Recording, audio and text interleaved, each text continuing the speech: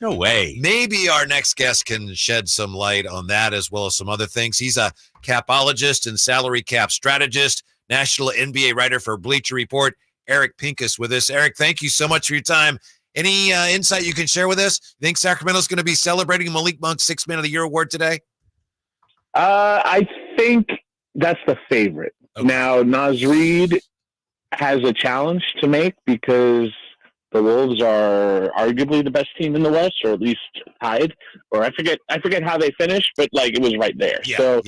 Sometimes they look at team performance, which we can debate whether they should or not. I got to know Malik a little bit in LA. I enjoyed his personality. I think he was an integral part of what the Kings were doing. And then if you look sort of at their trajectory late in the year, kind of coincides with him being hurt. Doesn't that, if anything, bolster the case? Yes. How important he is? Yes.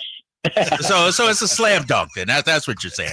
It's a slam dunk. Malik's going to get it. Right. Look, if it were up to me, that's my decision. But I'm not in charge, so let's see what happens. Eric, let me ask you, man. I'm reading some of the stuff you wrote for Bleacher Report. Some great stuff out there. A 3-team trade to make Golden State Warriors a title contender. Trae Young landing spots. Donovan Mitchell. You got all this stuff out here. Yes, but I had them change that headline. Did you? I don't. Oh boy, yeah, that was you're touching on a nerve. I don't mean to interrupt you, but which one? The Warriors Golden State Warriors one. Yeah, like the point of the article was, if you don't know, like when you write a story for a paper, an outlet, the editor puts the headline in, and that was not the working headline. And it's all good. My editors are the best. I love what they do. I didn't like that headline. A little misleading on the headline there. Okay. It's more of like how the Warriors can get out of the tax and still make the fans happy by keeping Clay. I don't think contender belongs in that. Well, I was going to ask you, what about Sacramento? I don't see any Sacramento possible 3-team trades or things they could. Is there anything that you think the Kings can do to improve this offseason? So, like the main issue that they face is pretty clear, is that Malik Monk is the free agent that they need to retain. And they've only had him for 2 years. So they have a limit on what they can pay him. It's basically a raise of about 175%. So let's call it $18 million. I'm rounding, but let's say it's $18 million. There's at least a possibility that one of the teams with cap space could go higher. Not a lot of teams have cap space. Like do the Spurs decide Malik Monk is the guy to add to this? Do the Pistons, the Magic? Like we can argue it, we could debate it. I think, I don't know what Malik wants to do, but I think what the Kings have to offer is limited. But what's challenging is if you pay Malik the most you can pay him, which I'm going to assume they do, there's not much room left to add in terms of spending. They have maybe $7 million more that they can add in a player before you start to run into some of these tax and apron issues. They have these restrictions in the NBA based on spending. So when I look at the Kings, the way I see it is they need to shed some money. So it's to give them greater flexibility to add. So it's if you want to add, you have to subtract. And I think that might mean getting out of a player. Now, obviously, Kevin Huerter got hurt. I guess that didn't mean to pun there. Chris Duarte probably hasn't really filled the role that they had hoped. They could move. I thought Davion did some things in the playoffs, or the play-in rather. And Davion is. You see what value he has, but his role is diminished a little bit with Keon Ellis. There are players, even Vezenkov. You can make Harrison Barnes. Like there are moves they could make. If you're saying the core of this team is Sabonis and Fox and keeping Malik Monk and Keegan, then the question is who else needs to stay? You probably keep Keon Ellis and a little bit more, maybe other guys, but they have the flexibility, I think, to make some moves. It's just a question of how do you execute? What are you looking for? What are you looking to add? Eric Pincus is with us, the NBA national writer for Bleacher Report. Does the dollar amount of the Sabonis contract, does that limit the Kings' flexibility, Eric? Well, I mean, it's all just essentially like, a math equation. Like you have a limit on what you're going to be able to spend within these aprons and tax. Now, if the Kings commit to being a luxury tax team, that's not punishing. It's only punishing in money. Sometimes for an owner, of a team, that matters. I don't know where the Kings are on that. There are some teams who stay away from the tax forever, and we can argue that over the course of the Kings' run, where they were, not very good for like my daughter's entire lifetime, and she's in high school. That wasn't really tax. necessary. Yeah, that was a Eric? shot right there. That was a shot right there. I mean, it's true, but was it necessary? Yes, but they weren't a taxpayer. So the fact that they weren't paying tax, was that relative to lack of success, or was that what some people might say is, maybe an owner being cheap? I don't look at it that way, because what did the team have to pay? They weren't winning. So you're not going to overinvest in a non-winning squad.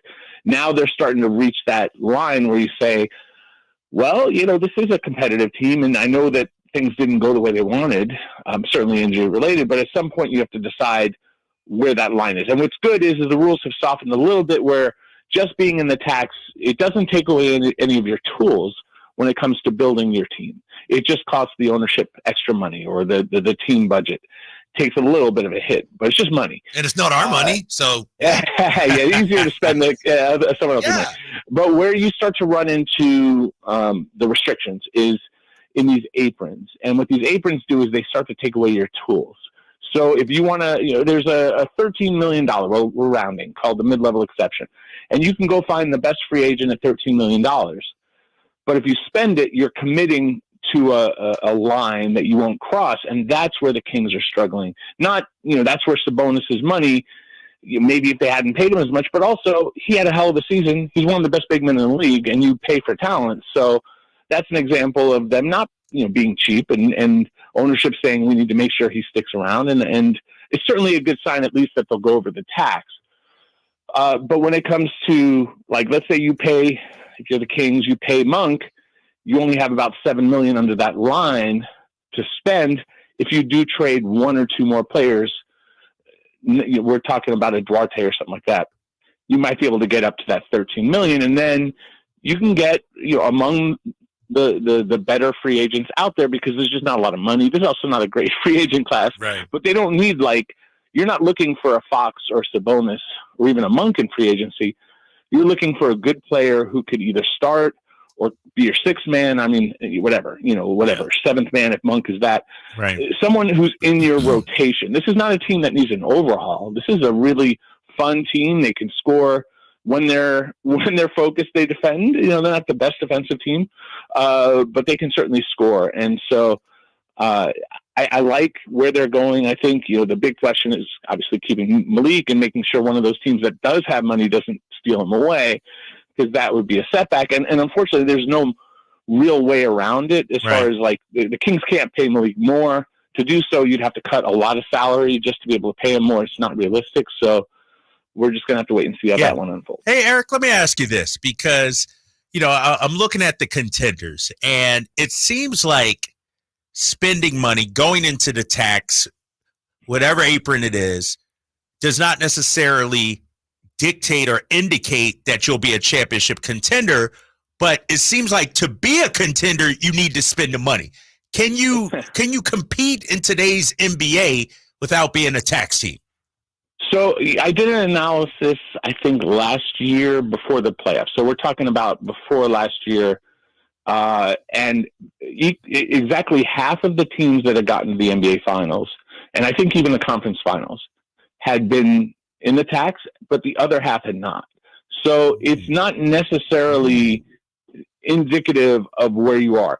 For instance, if you are the Thunder, and you have players like Jalen Williams, Josh Giddey, Chet Holmgren, they haven't been paid yet in terms of their big contracts. Obviously, Shai Gilgeous-Alexander's getting paid, but they haven't really fully invested yet. And just by circumstance of where they are, they don't need to be a high payroll team to be very, very good. And then you look separately at the Timberwolves, and they had paid Cat, they traded for Gobert.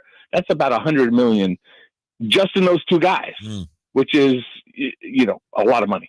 Even in the NBA, that's a lot of money. So that's a team that, if that works, and so far this year it's been great, but next year they have Jaden McDaniels money kicking in, and they have Anthony Edwards, who's a max guy. So they're going to have this ridiculous payroll that isn't necessarily sustainable.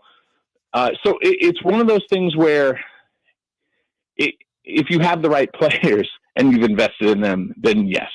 But if you've invested, for instance, in like a few years ago, John Collins in Atlanta with Trae Young and Capella and whatever, all the players that they had, it didn't amount to enough as far as quality. So I think it's spending the money wisely and just also where you are in like, Wembanyama, like the Spurs are, he's 10 or 11, $12 million right now. So he's also, incredible. How quickly did they become really good? It might be in 2-3 years before they're even paying him what he's going to get. They may be able to be really, really good before they're fully invested. There are going to be a lot of moving parts this offseason for the NBA, of course, and of course for the Kings. And one guy who can help you keep track of that, NBA writer for Bleacher Report, Eric Pincus. Eric, thank you so much for your time. We appreciate it. And we're remembering now, you promised us that Malik was going to win Sixth Man of the Year. Okay, yeah, I promise. Thank you. We appreciate it. All right, guys. Yeah. All right, talk to you soon. When we come right back, how long will the window stay open for this